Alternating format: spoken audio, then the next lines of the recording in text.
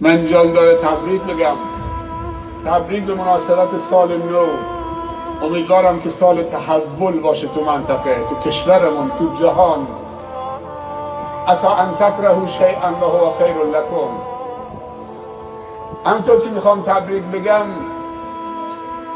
3 تا تسلیت هم باید بگم. مسلمان تو شادیش هم غم دیگران رو فراموش نمی‌کنه. داستان حمله ناجوانمردانه و مغرضانه تروریستی به 2 تا مسجد نور در کشور نیوزلند. یکی از بچه‌های ما که دانشجو بود تو همان مسجد میگه من 10 دقیقه فقط دیر رسیدم.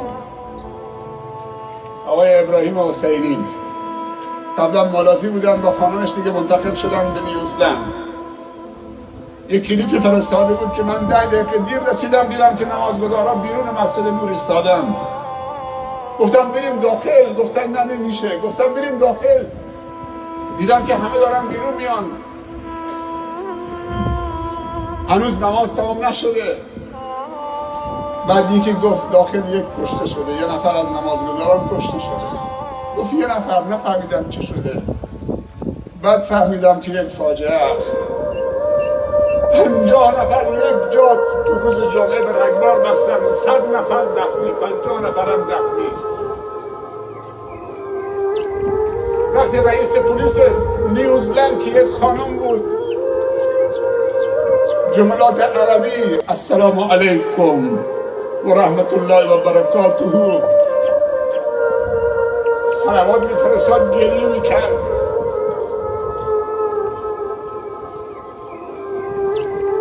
پنجاه نفر رو کشتن، تا دیروز 360 نفر اونجا مسلمان شدن.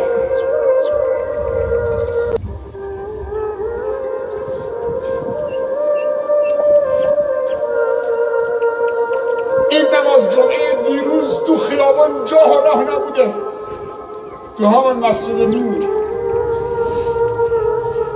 360 نفر تا دیروز مسلمان شدن تو نیوزلند. چه مثلا شهردارش مسلمان بشه، رئیس پلیسش مسلمان بشه، بعضا رئیس جمهورش مسلمان بشه. اما تسلیت دوم، کشور همسایه‌مون، کشور عراق، در شهر موصل، در رودخانه‌ای که از اونجا رد میشه، بارندگی هم شده، سطح آب بالا آمده بوده، جریان آبی کمی تندتر شده. یک کشتی کوچک تندروی که مسافر از این لبه رود به اون طرفش جا به جا میکنه، بازی کردن با جان مردم به خاطر پول. ظرفیت، نهایت ظرفیت این تندرو 70 نفر بوده. 200 خورده مسافر میزنه که بیشترش زن و بچه بودن. از کنار ساحل که جدا میشه، کنار اسکله، یک دفعه غرق میشه. تا دیروز 100 نفر زن و بچه کشته شده بودن. من فیلمشو دیدم که چطور به غرق میشدن، دست و پا میزدن، جگر آدم آتش میگیره، هیچ کس همه بی‌مسئولیتن، جان و مال مردم. خدا میدونه نزدیک به 50 نفر 60 نفرم مفقود. اینم دیروز پریروز بود که خیلی منو تکون داد. خیلی صحنه تلخی بود وقتی نگاه میکردم. اما تسلیت سوم،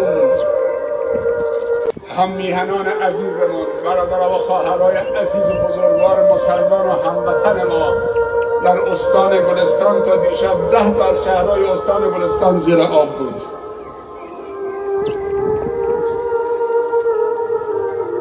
شهر آبقالا گنبد رو تخلیه کردن، شهر آبقالا و دیگر شهرها با قایق موتوری مردم رو جابجا می‌کردن.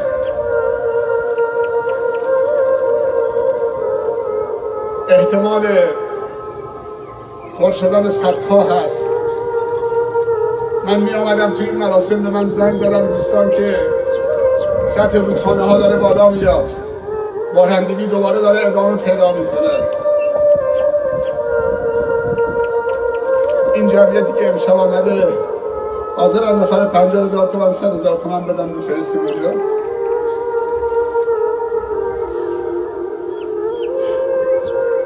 کمترین کمک که حداقل یه پتویی ولی منسجم هدیه و همدردی این جمع امشب توی این عروسی وقتی پلو میخوریم بعد از سخنرانی من پذیراییه پلوه بعضی موقع نصف پلو میخوریم نصفش هم میره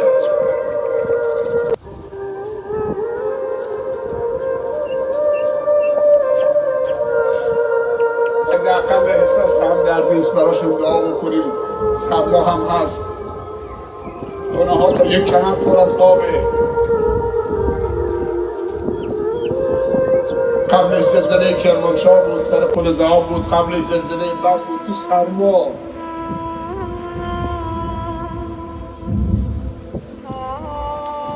تو شادی هامون مواظب باشیم اما تبریک به مناسبت سال نو تبریک به مناسبت این مراسم خیلی خوب تبریک به مناسبت این ازدواج میمون و منارک تبریک به خاطر این برنامه های خوب ما رو تو عروسی دعوت کردید ما رو گرامی داشتید کرامت ما حفظ شد بی آبرویی به ما نشد بی احترامی نشد ناموس ما حفظ شد جایگاه مهمانا حفظ شد وقتی اقامه نماز کردن همه بلند شدن یه تعدادی بلند نشدن چون مسافر بودن نماز جمع خونده بودن یه لحظه گفتم اینا هیچ کدومشون الان وضو نگرفتم همه بلند شدن به نماز ایستادن دیگه میشه نماز بدون وضو خوند همه نماز مغرب تو مسجد نماز خوندن وضو داشتن سبحان الله عروسی 10,000 نفر با وضو بیان تا اقامه نماز بشه همه بلند بشن نماز بخونن تو عروسی با وضو آمدن این تبریک نمیخواد کار بزرگی انجام داده حاج ابراهیم هم ما رو هم مردم و هم قوم بلوچ و هم مسلمان ها رو همه رو به سفید کردید خدا رو سفید دنیا و آخرتت بکنه و خیر و برکت خوشنودی و رضایتمندی رب العزت و الجلال عفت و پاکدامنی نصیب این نور چشممان بشه خداوند ثمره این ازدواج و فرزندان سالم سالم در بدنشون جسمشون صالح در اخلاقشون و رفتارشون و مصلح برای جامعه قرار بده و خداوند فرزندان ما و شما را همه سالم و صالح و مصلح قرار بده خداوند مردگان همه شما را غریق رحمت بکنه و زندگان خداوند بهشون خاتمه به خیری عنایت بکنه و رو سفیدی بگید آمین امشب تو این عروسی با دست پر به خانه هاتون بر بگردید دلهاتون مالامال از ایمان و محبت خدا با یک آرامش خاطری امشب به خانه هاتون بر بگردید کاش که خواهرای ما هم بلندگو میگذاشتن تو حیات این مدرسه این مراسم یا صفحه پروژکتور براشون نصب میکردن که این برنامه ها رو میدیدن و این صحبت ها رو میشنیدن به اونها هم توجه بکنیم خب از اونجایی که برنامه شام هم هست من به همین پسندی میکنم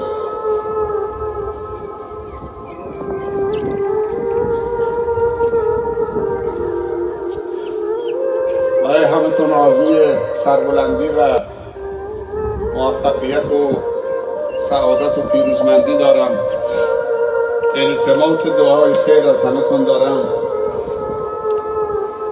یه خواهشم از فرزندانم میکنم که باید درس بخونم از بچه ها خواهش میکنم که درس بخونم دختر و پسرمون امروز قبل از اینکه بیام اینجا رفتم شهرستان جاس، 170-80 تا دختر جاسکی و پسر جاسکی کلاس 12 به مدت 10 روز اعتکاف علمی دارن تو دبیرستان نمونه شبانه روزی. هم با دختران صحبت کردم جداگانه، هم با پسران. یک تحول بزرگیه. من تشکر میکنم از اداره آموزش پرورش و مسئولین عزیزی که به فکر بچه های ما هستند. 160 تا دانش آموز کلاس 12 ازشون سوال کردم روز چند ساعت درس میخونید اینجا؟ گفتن روز 9 ساعت اعتکاف علمی. این تحول بزرگی برای اولین بار داره برگزار میشه. تعطیلات نوروز تو این سن بچه ها دوست دارن بازی بکنن، برن دریا تفریح بکنن، بیخیال باشن. اینا به مدت 10 روز تو اون خوابگاه نشستن، روز 9 ساعت مطالعه مفید.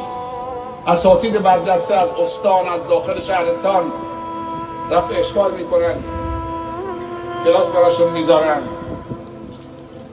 خیلی امیدوار شدم، خیلی عالی بود. این حرکت باید توسعه پیدا بکنه، خیرین دست به جیب باشن، حمایت بکنن از عروسی های سالم، از تحصیل عالی بچه هاشون و این فاجعه استان گلستان رو فراموش نکنن. من جدی دارم میگم، از این جمع انتظار دارم هر نفر 50,000 تومان همینجا یا از هر کانالی که میدونید به اون عزیزان برسونید که الان نیاز هست. اللهم اجعل جمعنا هذا جمعا مرحوما واجعل تفرقنا من بعدها تفرقا معصوما. اللهم لا تجعل فينا ولا منا ولا معنا شقيا ولا محروما. پروردگار، ما از تو محبتت را میطلبیم و محبت کسانی که محبت تو رو در دل دارن و محبت عملی که ما را به محبت تو برساند. پروردگار، محبت خودت را و محبت دوستانت را و محبت پیامبرت را و محبت خواهر و برادر مسلمان و فقرا و مساکین و مظلومین را در دلهای ما از خودمون و از خانوادهمون و از آب سرد خنک در روز گرم تابستانی هم عزیزتر و محبوبتر بگردان.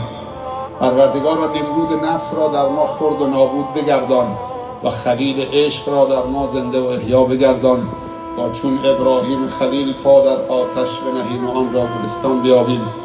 پروردگارا، بین این دو زوج جوان، این دو نور چشمان عزیزمون، با همون پیوند و محبتی که بین رسول الله صلی الله علیه و سلم و امهات المؤمنین برقرار کردید، با همون پیوندی که بین حضرت علی رضی الله عنه و فاطمه زهرا برقرار کردید، با همون پیوند و محبت بین دلهای این دو عزیزمون پیوند ناگسستنی برقرار بفرما. پروردگارا، ثمره این ازدواج خوشنودی خودت باشد. از این دو جوان عزیز خوشنود و راضی باش. پروردگارا، ثمره این ازدواج عفت و پاکدامنی نصیبشون بفرما. پروردگارا، فرزندان سالم و صالح و مصلح نصیبشون بگردان. خدایا، چنین کن سرانجام کار تو خودشود باشه و ما رستگار. ربنا ظلمنا انفسنا و ان لم تغفر لنا و ترحمنا لنکونن من الخاسرین. سبحان ربک رب العزة عما یصفون و سلام علی المرسلین و الحمد لله رب العالمین.